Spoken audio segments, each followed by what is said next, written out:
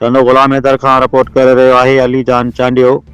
टंडो गुलाम हैदर वेझो ॻोठ साईंदाद लाशारी में लेशारी बिरादरी जे ॿिनि धुरनि में जहिड़ो हिकु धुर जी नींगरी फज़ीला ऐं औरत जन्नत लाशारी ज़ख़्मी धुर जी औरतुनि मर्दनि ॿारनि ज़ख़्मी थियल समेत बिबरी बस स्टॉप वटि मेन हैदराबाद बदीन रोड ते एहतजाजी मुज़ाहिरो करे मुख्य शाहरा बिला करे छॾी।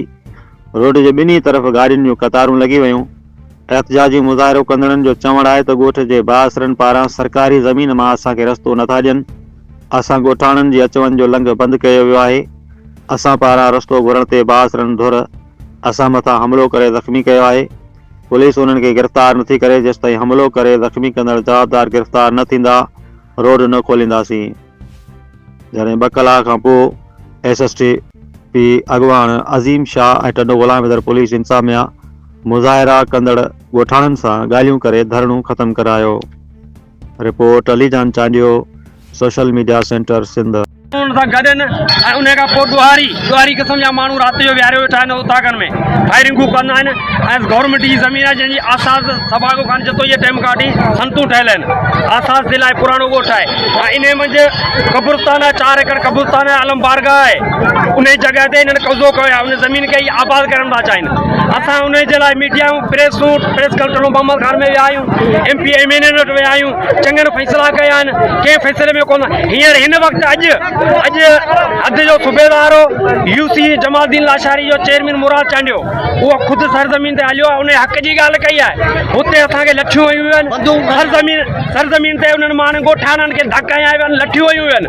चेयरमैन भॼी वियो आहे, कार खणी सूबेदार भॼी वियो आहे। उन ते न FIR आहे न का NC आहे। असां सां ज़ुल्म कयो आहे हिननि। उनजे वञण खां पोयां माइयुनि खे धक हया विया आहिनि। नंढड़ी न्याणी जो मथो टोड़ियो वियो आहे, फाड़ियो वियो आहे लठियुनि सां।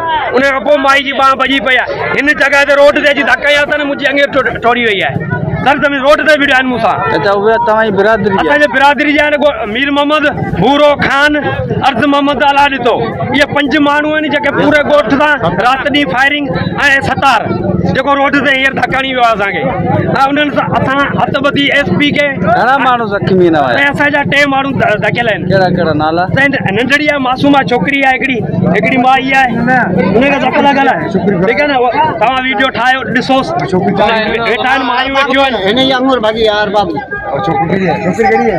माई के धक बाह में है, वो किथे है? ओए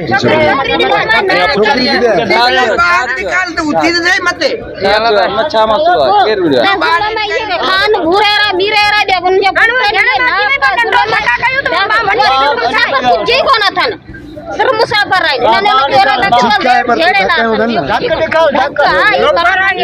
माई के कल मारियो तो सूबेदार